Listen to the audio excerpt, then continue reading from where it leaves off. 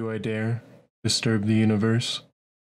In a minute there is time for decisions and revisions which a minute will reverse. For I have known them already, known them all. I have known the evenings, mornings, afternoons. I have measured out my life with coffee spoons.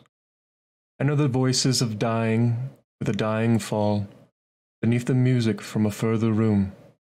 So how should I presume?